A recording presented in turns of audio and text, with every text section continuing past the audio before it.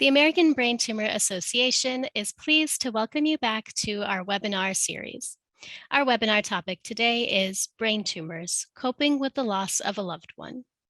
This webinar will discuss the difficult topics of grief and loss, and will explore personal insights and practical strategies on how to cope. My name is Umbreen Mann, Program Manager here at the ABTA, and I'm delighted to introduce our speakers. Shannon Traphagen is a renowned podcast host, speaker, and author. Having published a fictional novel in 2019 with the second due out soon, and with over 15 years experience in publishing, marketing, and multimedia, Shannon put her aspirations on hold when her husband was diagnosed with glioblastoma at the age of 44. Mere weeks away from adopting their first child, they lost the adoption, and 14 months later, Shannon lost her soulmate and partner of 20 years. Turning her grief into something positive, she decided to take her skills in media and created the popular podcast Game on Glio, now heading into its second season. She uses her knowledge and her life experiences to help others in the brain cancer environment. She is a recognized speaker and advocate, giving a voice to this horrible disease. Also joining us today is Dr. Sue Morris, Director of Bereavement Services at Dana-Farber Cancer Institute in Boston. Sue also oversees the Bereavement Task Force at Boston Children's Hospital and is a member of Robert's program on sudden unexplained death in pediatrics. She has worked in bereavement for the past 20 years in both Sydney and Boston, and is the author of Overcoming Grief and An Introduction to Coping with Grief, published in London by Constable Robinson. Thank you both for joining us today. Shannon, I'm going to turn it over to you to kick off the presentation. And I'm giving you remote control now. Please go ahead and click on the first slide to gain control. So I want to say thank you to the American Brain Tumor Association for, number one, having me on and asking me to do this engagement and this webinar on such a vitally important topic. I want to start by sharing a little bit of my journey with my husband, Mike, who many of you are going to be able to see here on the screen. As you can see, we're both very young. At the time that my husband, Michael, was diagnosed, actually prior to his diagnosis, we had been going through another very difficult journey with another topic that is not often discussed as easily, just like grief and loss is one of those topics as well. And that was infertility and miscarriage. And unfortunately, we went through years of trying to get pregnant, only to have 3 miscarriages and wait 2.5 years on a waiting list for the adoption that we eventually got chosen for in 2019. After surgeries and multiple tests, we found out there was absolutely nothing wrong with us. And during the summer of 2019, I actually remember this really specifically. I was sitting out on our back patio. I was drinking a glass of wine. It was late afternoon. I was wrapping up my workday.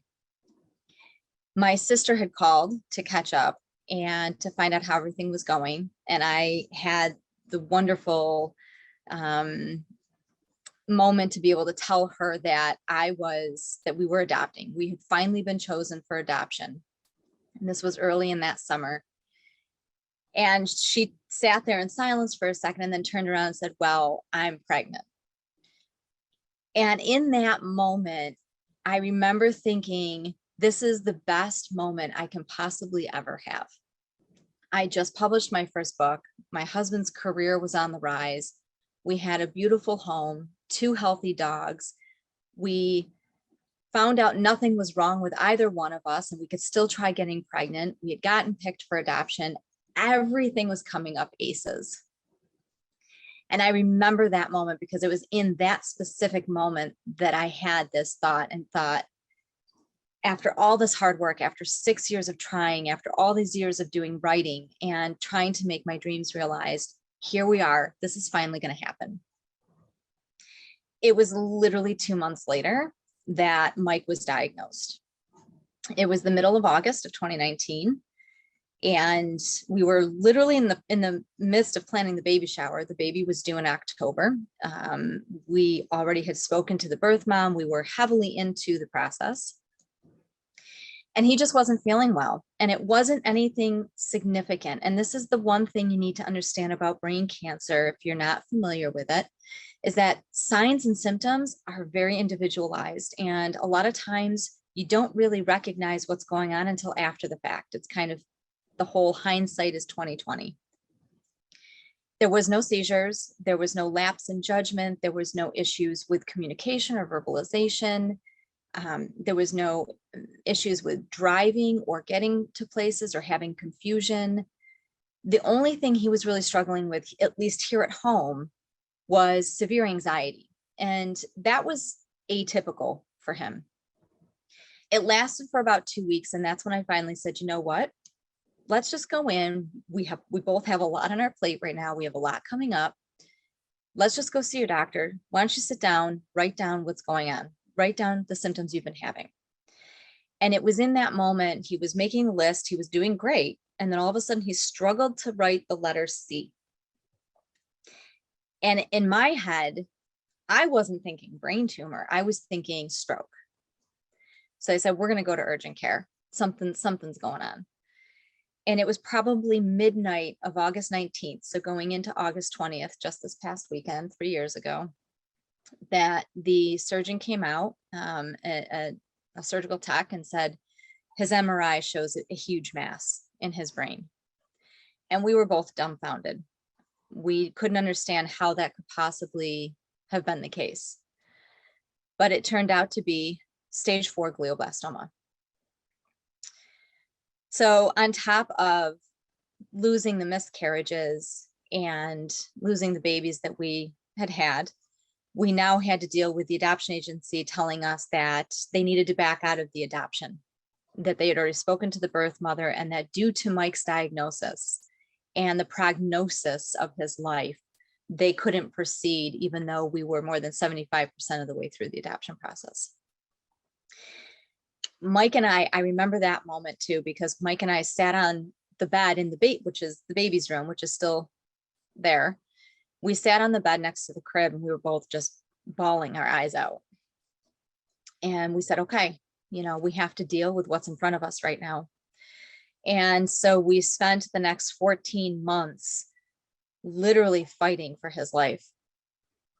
And he was doing extremely well for probably about 6 months. It was hard in the beginning. The steroid phase is not pleasant. And anybody who has gone through it knows that is a very grueling and dark time in your loved one's life. But once he got through that, he was responding extremely well to the treatment. And they had inserted Avastin because at the time in 2019, some of the other options and treatments and tech that's available now that I talk about a lot on the podcast wasn't available in 2019 yet. So they inserted Avastin early on, and he was responding extremely well. And for 6 months, he was doing great. He was back at work. There was not a lot of cognitive deficits. He was cycling. We were traveling. He was doing really well. It was the summer of 2020 that he started to show signs of something changing. And he was losing weight rapidly. He couldn't keep food down. He started having more seizures again. Every time we spoke to the doctor, they kept saying, this is just his anxiety. This is just from the chemo. They kept putting him on all these different medications. I finally said, enough is enough. And this is the one thing I can't stress enough for anyone who is walking this path. You and your loved one are your best advocates. You know your spouse, you know your loved one better than anyone else. If you feel that something is off, you have the right to speak up and say something. And that kind of is where we had gotten to at that point. I took him into the urgent care, into the ER, and I said, something is going on. We need to do more testing. And they offered to do a spinal tap, which I agreed to. And that was how we found the leptomeningeal disease, which is what he ended up with. So on top of a very rare cancer to begin with, he ended up with a disease where the glioblastoma metastasized into his cerebral spinal fluid, which is what leptomeningeal disease is. It is not talked about very often. It is very unknown and uncommon. It is even rarer than the GBM. It literally happens in less than 5% of GBM cases. And even his oncologist apologized. He said it wasn't on his radar. Within 2 months of that, Mike passed away. And so from start to finish, he made it only about 14 months. At this time, when Mike died, I honestly really don't know what was going through my head in that moment. I remember being with him. I couldn't get him home. He was not stable enough to bring home.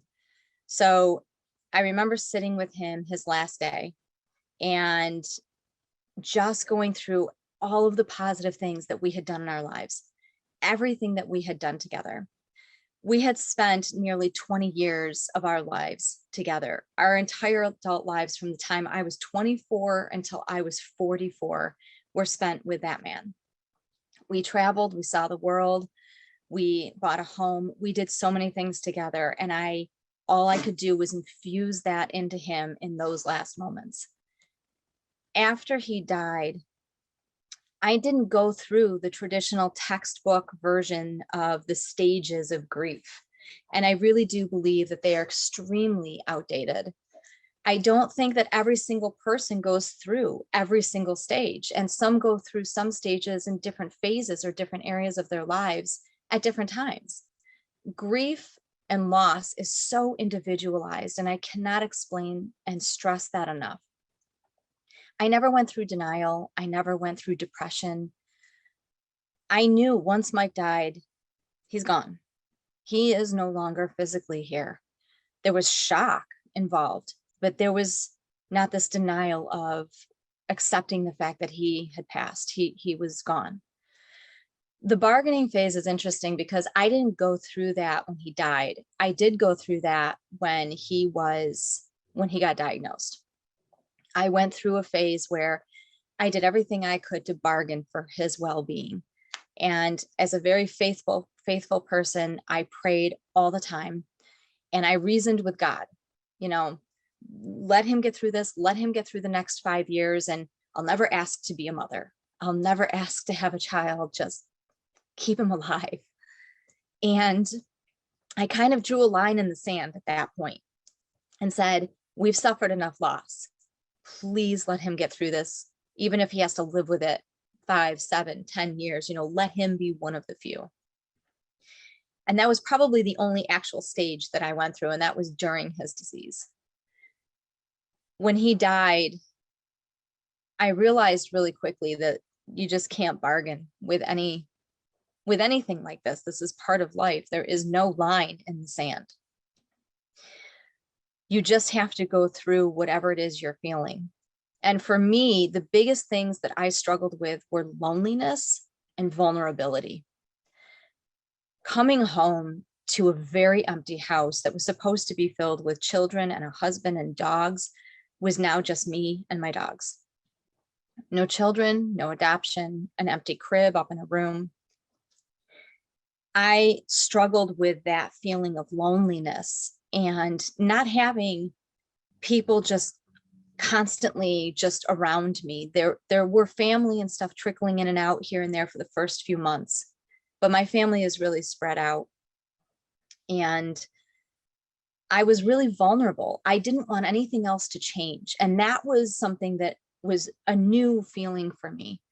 I didn't want to lose anybody else. I didn't want my in-law family to change. I didn't want dynamics of life to change, even though he was gone. And so I was holding on a lot tighter. And that was something I had never really experienced before. I didn't want to lose control over anything else. And so there was a real sheer vulnerability to what I was experiencing in that moment. And that was part of my grief process. I also struggled with sleeping. I could not sleep upstairs. I could not sleep in our room. I couldn't be anywhere near the baby's room.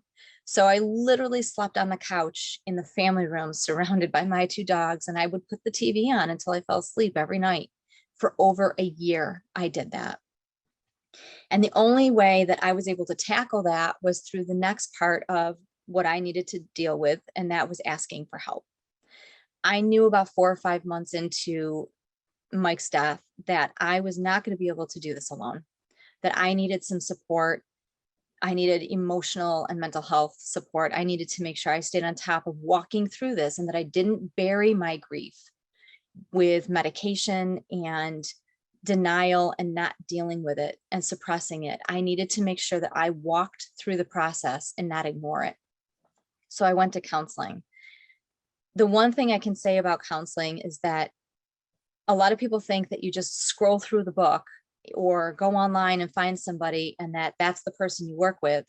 But counseling and working with a counselor is just like any other relationship. It's like trying on a new pair of jeans.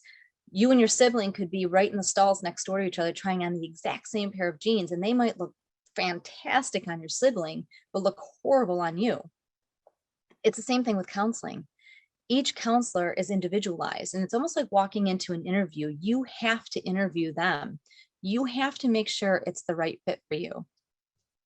I recently met with somebody, a friend of mine, who lost her husband 5 years ago to glioblastoma, who went to counseling shortly after and just met with whatever counselor could get her in. And when she started meeting with them, they very quickly said, you need to sell the house, you need to get rid of his stuff, you need to have a yard sale because it's the only way you're going to move on. She wasn't ready in any sense of the word, but she did it because the counselor told her to do it. And she now regrets that because she felt like it was just too fast and she wasn't ready to do that because the counselor really wasn't a great fit for her. And she didn't know that at the time. Luckily, I did find a counselor who was a great fit for me. And through working with her, and she is somebody that to this day, I still meet with a year and a half into Mike's death. I see her every week.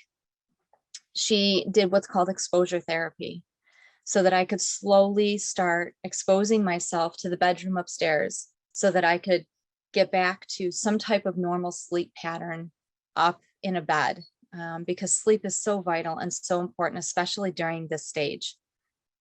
So it took over a year, but eventually I was able to get back upstairs and sleep in our bedroom. But during that time, during that first year of his death, I also suffered severe secondary losses. And it's another area of grief that many, many people, including mental health professionals, don't discuss. A lot of people experience, especially if you are a young widow, secondary losses. You end up with friends and in-law family that just cut communication off. They stop talking to you. They can't be around you anymore.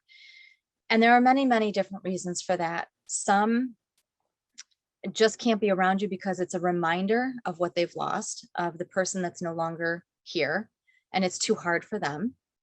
And for some, they don't know how to handle the grief themselves, and so they end up taking it out on you. They need somebody to point their anger or frustration at, and you kind of become the bullseye and the target. And so in some way, shape, or form, because again, everybody's grief journey is different and everybody has to walk through their own grief at a different pace in a different way. And so you end up, unfortunately, going through a lot of these secondary losses. And so I was faced with having to deal with that and having a lot of things in my life change that I didn't want to see change. I also had to go through the issue of learning to cook for myself, just me. Now, I don't want to brag, but I am an amazing cook. I have a strong passion for cooking. I grew up in a very Italian household. I love to cook. I always have. I used to do a food TV show. I was a food writer. I loved making large meals and hosting parties, and I loved cooking for my husband. And when he died, I had no desire to cook at all. To this day, I still struggle with making meals just for myself. Slaving over the stove and putting an entire meal together that could take 45 minutes or an hour, even more than a half an hour. It just seems like a lot of work. And I don't like to do it. I don't like sitting at a table by myself and eating this meal in this empty house. And so that has been a very big challenge for me. As I talked about counseling, that was one of the first steps to really start my healing journey. But it was just one of many. One of the other obstacles that I was facing going into 8 months, the first year of the grief process, was realizing that socializing was very tough for me. I'm somebody who does media very often. I'm in front of the camera quite a bit. I do a lot of public speaking. I love talking to people and being around people. And after Mike died, I found myself being in a room with a lot of people or going to parties or events. I remember going to my mother's surprise 70th birthday party, and I really struggled being around that many people. I got very anxious. It was very hard for me. I was very quiet and demure, which is not always me. And so I knew that in order to find my way, to find my steps back into the real world, I needed to confront that anxiety. And so I decided to try something new. I wanted to push myself outside of my comfort zone because I needed to get out of the house.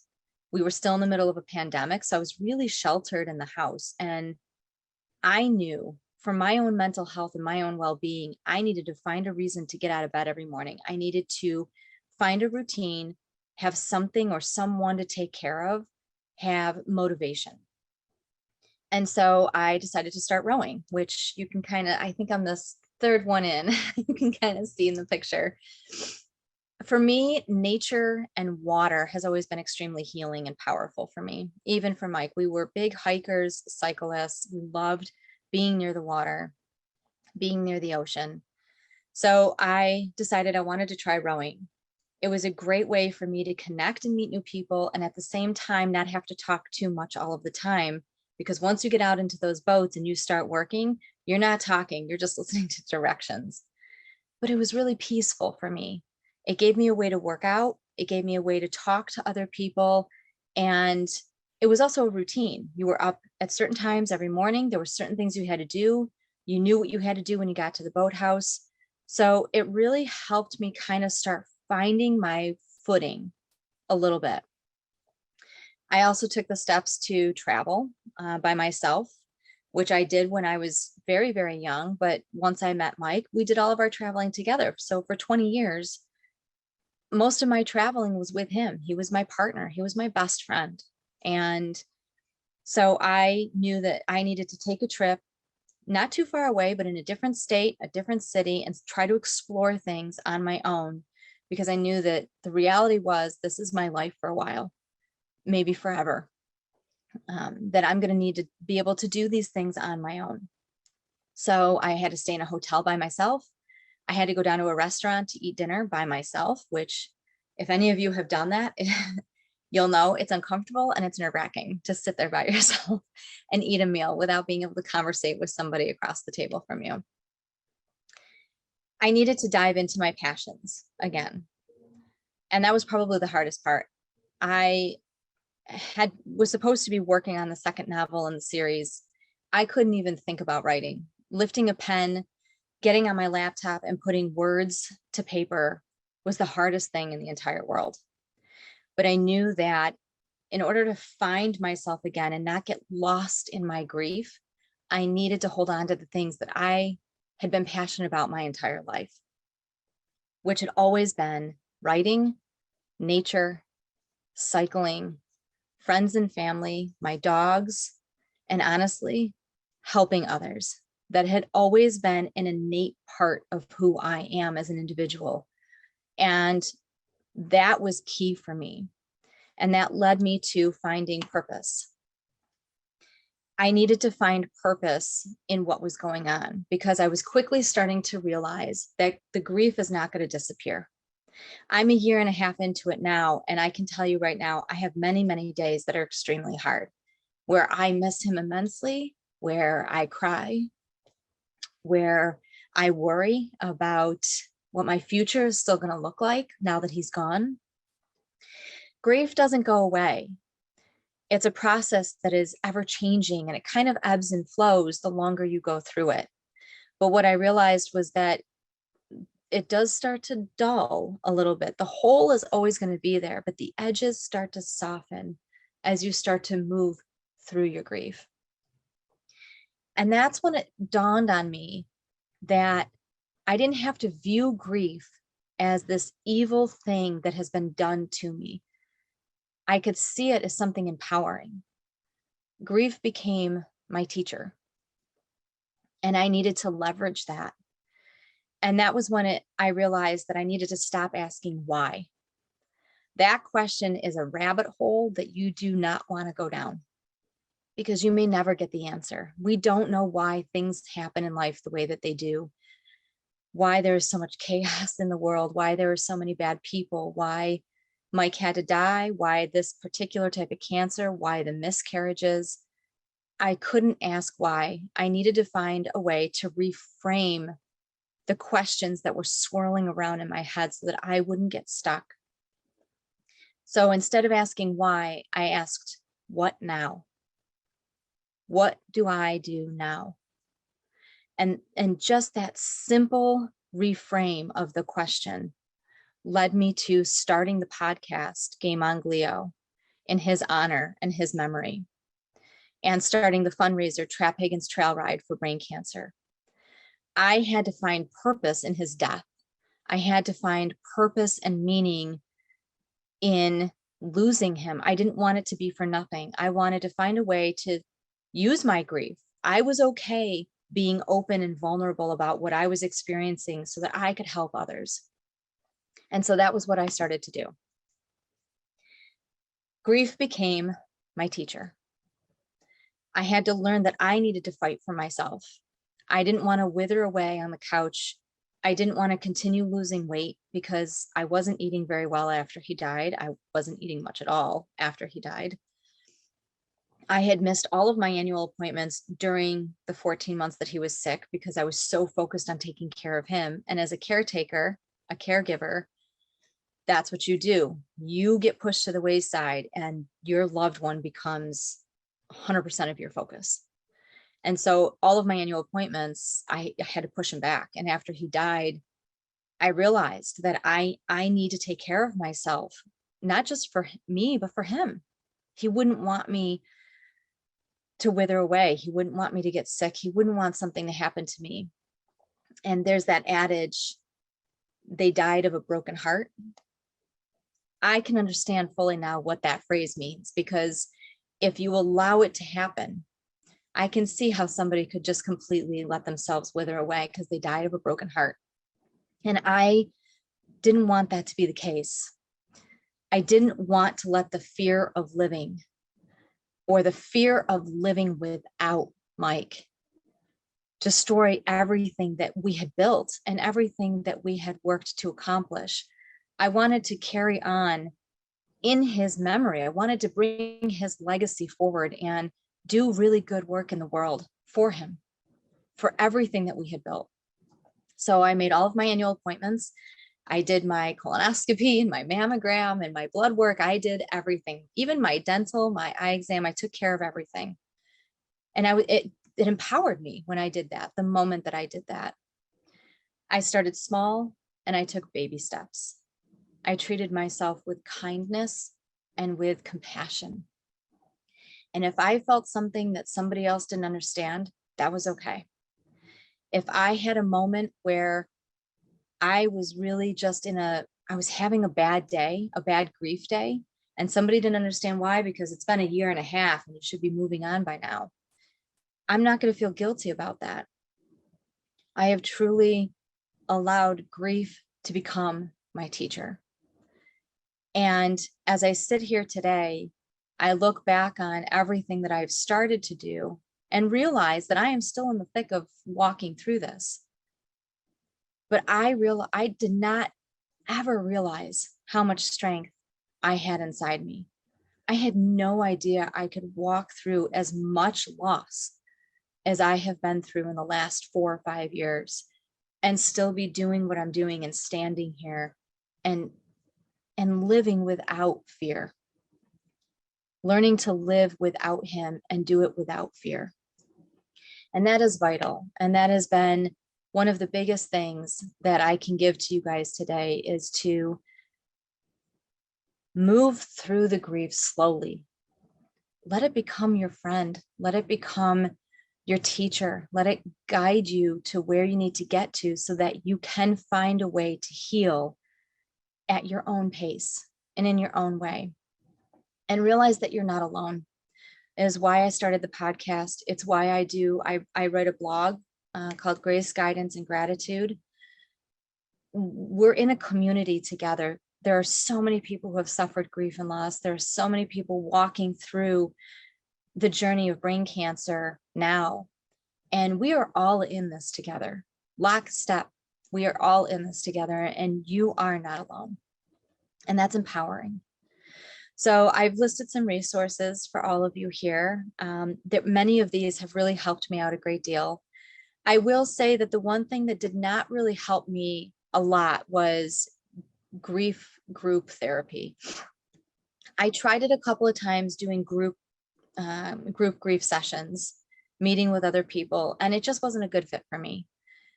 Unfortunately, identifying other young widows is not always easy. Most people frame widowhood as somebody over the age of 55. And everybody's in different phases. So every time I joined a group, if they were young and had lost somebody, they were in a much different phase of their grief process than I was.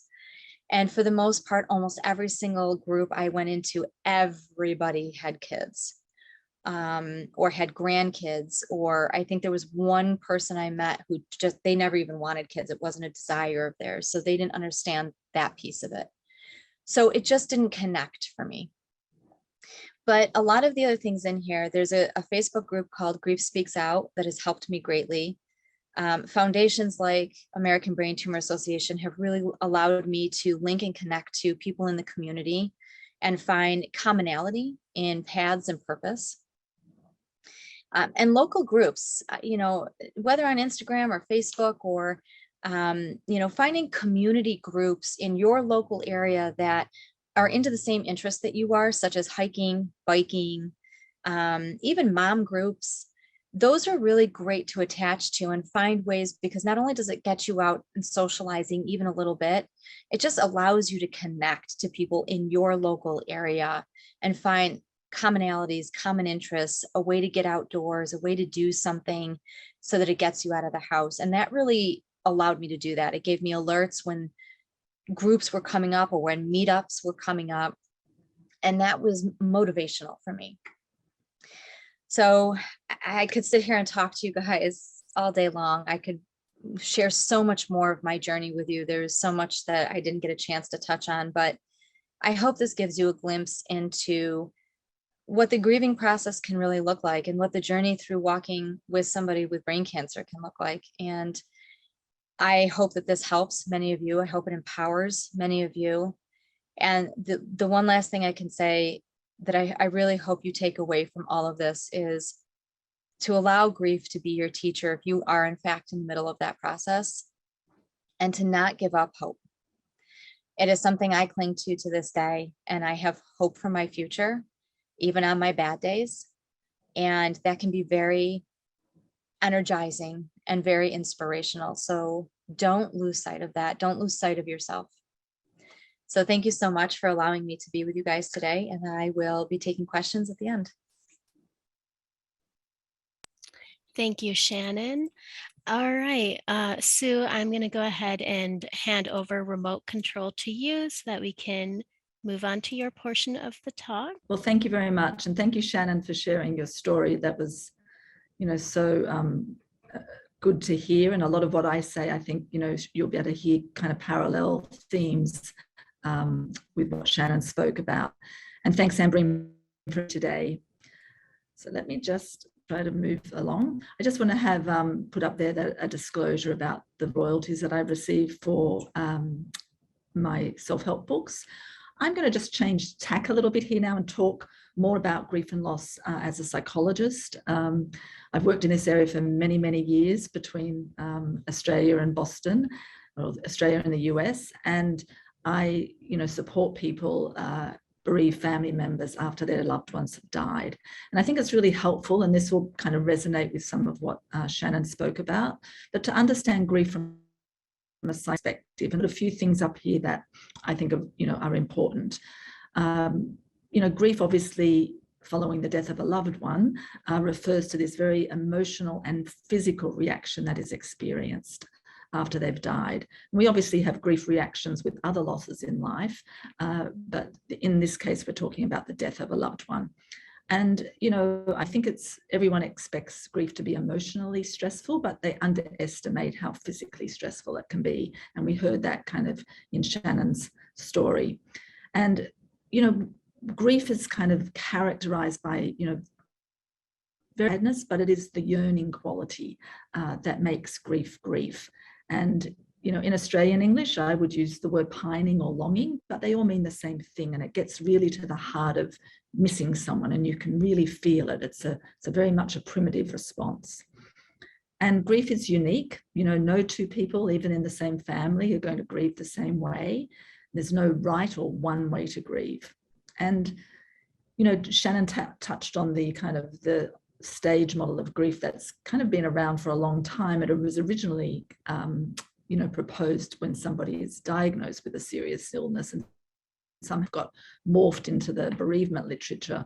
But we tend to think that grief follows a wave-like pattern, and that wave then is a very kind of individual wave, and it varies from person to person. And that grief really then is this process of adjusting to the physical loss, the physical absence of your loved one. And there are many losses, not just the loss of the person, change responsibilities, change roles, changes at the heart of grief. I always, when I meet someone, think about how much does somebody's life change after somebody dies. It's not necessarily how the person was known to the bereaved person, but how much their lives change. And control is really important because, you lose your sense of control over your life when somebody you love dies. Grief comes in waves, and this is a very simple drawing of a wave graph I have come up with, but just to give you a sense of it, that when somebody you love dies, those waves of grief that are characterizing tend to come thick and fast, and there's not much downtime in between them. And then the pattern over time, as people adjust to the physical absence of their loved one, the waves tend to lessen in frequency and intensity, usually trending back up again with the lead up to the first anniversary, because we tend to mark time. And then obviously the wave continues on after that. But you can see I've drawn those kind of little trigger waves, and there's many of them. I've just drawn a couple there. They can be large waves that can hit you out of the blue, like hearing a song on the radio, for example, or they can be large waves such as a birthday or an anniversary.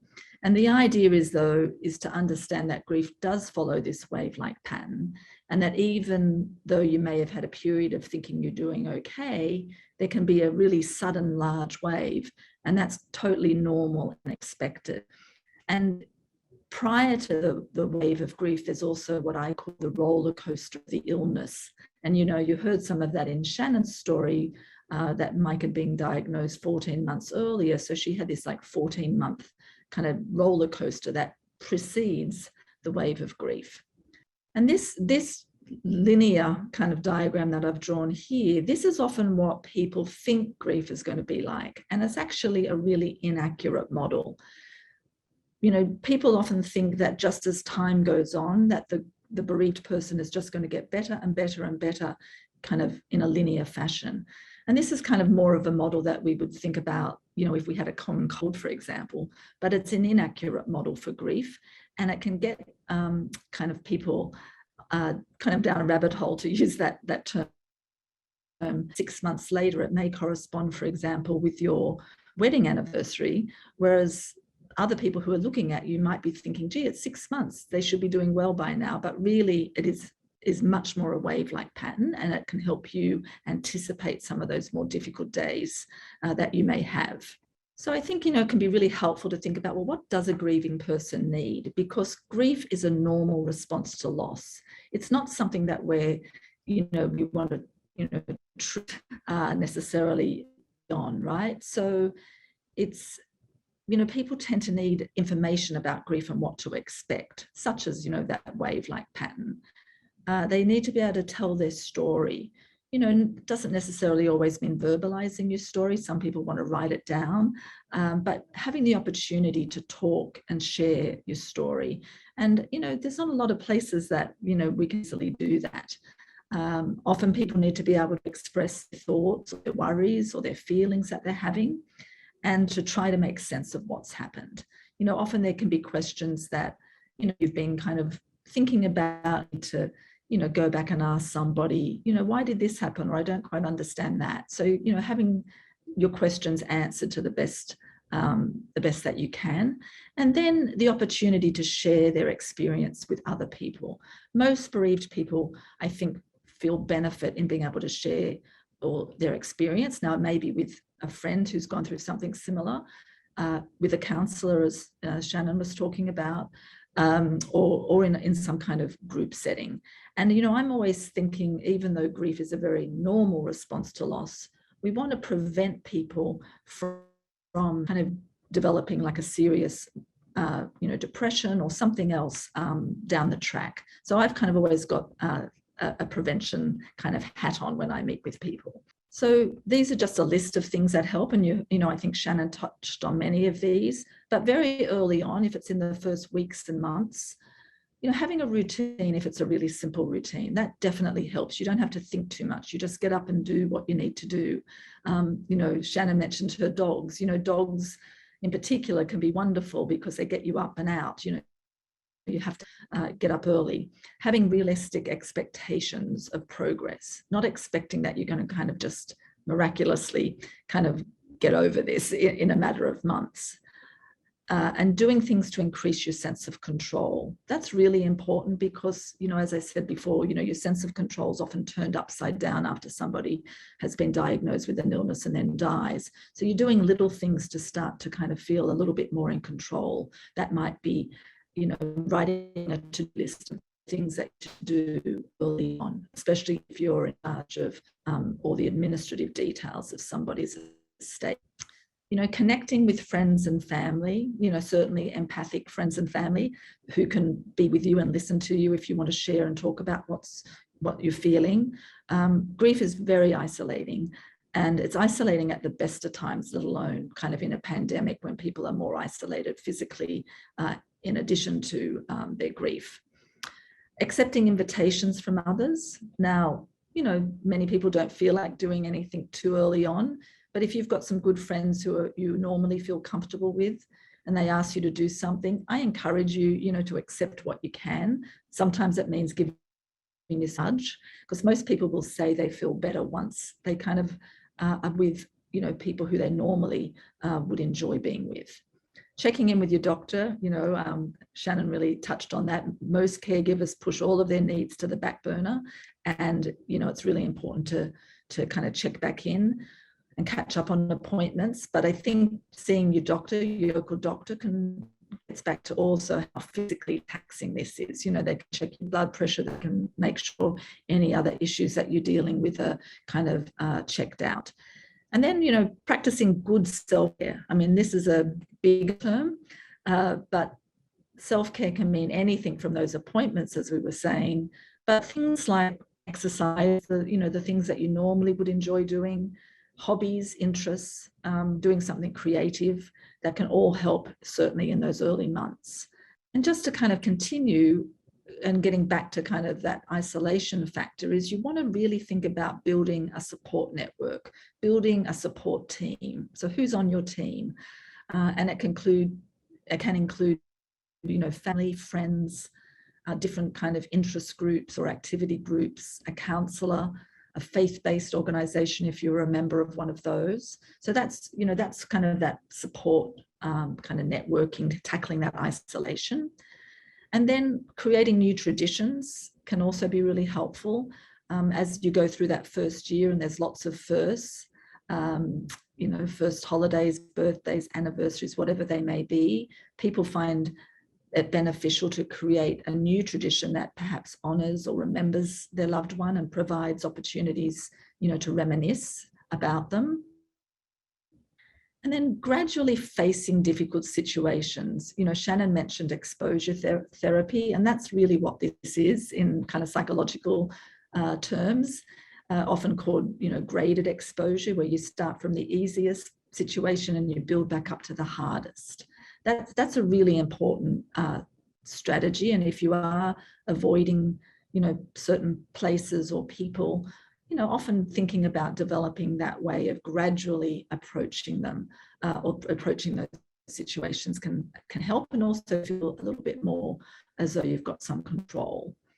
And then attending a bereavement support group. As Shannon said, groups aren't for everyone. And I run a lot of groups over the course of my career. And I kind of can think, if I had to sum up kind of the best ingredients of a group, tend to be people who are fairly similar, perhaps age, especially in relation to kind of spouses, like a younger spouse group or an older spouse group.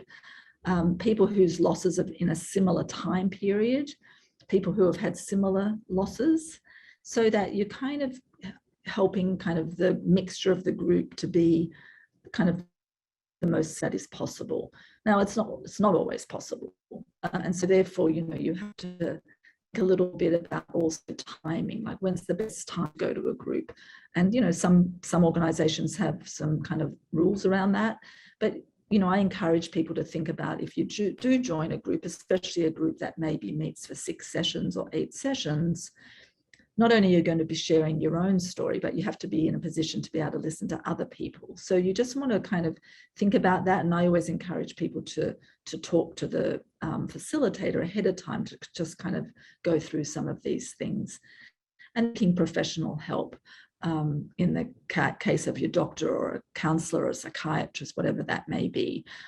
And the professional help, sometimes people say, well, when would I seek professional help? I think, there can be helpful to think if you're feeling stuck, you can't kind of, judge something. And, if you've got a lot of stressing emotions, whether you're feeling really angry or guilty or have a lot of regret, if you've got a lot of questions that kind of keep going around and around and are keeping you awake at night, difficulty re-engaging in regular activities and regular life and routines. As I said, I'm mentioning, avoiding certain places or people. I think some avoidance is very normal in the beginning. So it's kind of a little bit hard to have, there's not one size fits all here. But certainly if you're feeling depressed or if you start to have thoughts that life is no longer worth living, these would be definitely signals that you should contact a professional. And I just included a slide here about prolonged grief disorder. Some of you may have heard about this. Has recently received some attention in the media. So prolonged grief disorder is actually a very new diagnostic category that mental health clinicians can use. It's been researched for many, many years and decades. So it's actually not a new concept, but just being as a diagnostic category in the kind of manual, they include all these, lots of different diagnostic kind of criteria. It's believed to affect bereaved people of about 7 to 10%. And it can only be made, the diagnosis can only be made 12 months after somebody has died. And there's very, very strict criteria. It's really has to have this intense longing and a preoccupation, with the person who's died and the loss, but to the point that it affects you kind of significantly. And that means the distress of the loss causing this really significant impairment that's impacting your everyday functioning, whether with your work or your social life. And usually somebody, as I said, a mental health clinician will use this. And then there are certain risk factors. Certainly having a history of psychiatric disorders would be one, the death of a child, having limited or no social support, or sudden or traumatic death, just to name a few.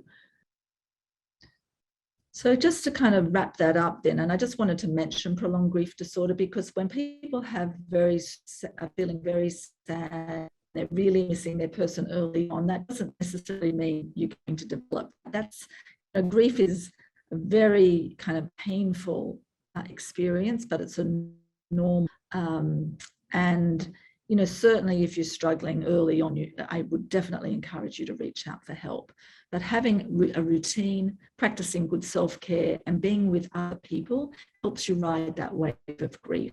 And reach out for support, like just Shannon said, you've kind of got to become your best advocate, even in your bereavement, because people can't, you know, if they don't see you, they don't know what you're experiencing. And then just to wrap up, you know, because prevention kind of is the aim, you don't want to develop a difficult bereavement. If you are having kind of difficulty getting back into your reg, please seek professional help. So thank you. I'm sorry about the internet problems there. Thank you so much, Sue. We do have some time for questions. As a reminder, if you have a question that you want to ask, please type it using the Q&A button, and we'll answer as many questions as time allows. All right, so we have a lot of great questions here. Sue, you had mentioned how, you know, no two people grieve the same, even within one family. So one of our attendees here has shared a difficult experience that they've gone through, in which they lost their child, and family and friends really didn't acknowledge the passing. They didn't attend the service. They haven't reached out to this individual. What advice do you have for people who are going through the grieving process and they're seeing, you know, that lack of support, that lack of communication, really because their loved ones are grieving in a different way? How can they cope with that? Yeah, thanks, Amber. And sorry, you did just kind of fade a little bit. Who did they lose in their life? They lost their son, their adult son. Their adult son. Well, and I think if you've got, you know, quickly, if you've got people in your life who haven't reached, that happens. Some people don't know what to say and they avoid. Some people feel awkward and they avoid. I think there can be a little bit of out of sight, out of mind, you know, especially if you're not through the pandemic. That has certainly highlighted it. But, you know, if these are people in your life who mean something to you, I would, again, be assertive and say, look, I'd really, you know, could we get together and meet? I really want to talk about my grief and my son, and I'm, you know, feeling a little sad that you didn't reach out to me because I do need some support. So I'm kind of into that advocating for yourself. And unfortunately, grief is a bit of a leveler in relationships. I think some people show up in a way that they didn't expect, and other people show up in a way, you know, that was disappointing. So there can be sadness around that as well. Shannon, did you want to add anything to that? Just, I agree with her last statement. When after Mike died, there were certain people I expected to show up for me that surprised me to no end, that I really thought would be there, that weren't, and cut off all communication. And then some people that I never would have anticipated would step up, have really stepped up to the plate, and literally a year and a half later are still here. So I agree with that, you know, you just don't know who's really going to show up for you until they do. And embrace the ones that are showing up for you, embrace them. That's wonderful advice. Thank you both. Shannon, we have a question for you. We know you shared about what the grief was like after Mike had passed away. Did you experience any grief as Mike was going through his diagnosis, you know, that pre-death grief? And what did that look like for you? It was ugly. It was not pretty. It really did start with shock and awe. I mean, there really was this element of, you know, hang on a second, everything was just great. Like literally we were at the top of the mountain here. So what are we talking about? What's going on? It took a while to really wrap my head around the severity of the diagnosis and the fact that no matter how long it took, you know, we were really hoping for 5 years plus, but to really wrap my head around the fact that I am no longer going to be able to spend the rest of my life with this person is most likely the scenario now. That was really hard for me to get through. I remember when that finally hit me, I literally, my entire body was just shaking. Like I couldn't stop shaking. And I kind of sank down a wall and just sat on the floor. So, there was definitely, when he was going through the steroid period, where unfortunately it is very common with glioblastoma, it's a pretty much given.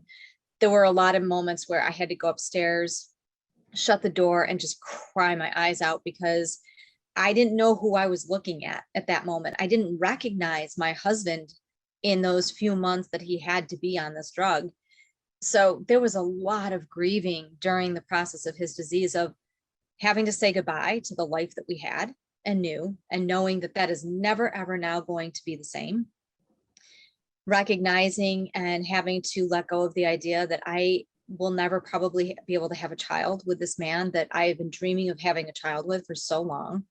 So there was absolutely a lot of sadness and shock and frustration during the course of his disease. But there was also, we clung to hope the entire time he was sick. And I went in kind of this fight mode where I was like, we are going to fight for his life. We are going to fight for his health. And that took over eventually. And that became my motivator and my momentum until he died. Thank you so much for sharing that insight. Sue, we have a question for you. In your experience, have you noticed whether or not men and women process grief differently? That's a good question. I mean, I think, there's people make assumptions, right? That women will talk more about it and men will probably do more things, and be quieter. And I mean, that can be true in a lot of cases, but there are also, some women who don't want to talk about it and they want to, be a doer. They often call it instrumental grieving. And then there can be men who do want to talk. So, I mean, I think we don't want to use stereotypes. I think there's certainly some, you do see some patterns, but I think that kind of wave-like pattern helps address the differences. But, if it's just, for example, the wave also helps in, say, if there are two parents who are dealing with the death of a child, their waves can be very different at different times because they'll have different triggers, different personalities, different coping skills. So all that plays in. It's just quite as simple as whether you're a male or a female or gender. So thank you. Thank you for that answer, and thank you both so much for your time. Unfortunately, that is all the time that we have for questions today. I want to thank Shannon and Sue, both of you again, for taking the time to share your personal experiences, being so authentic, sharing your insights and expertise.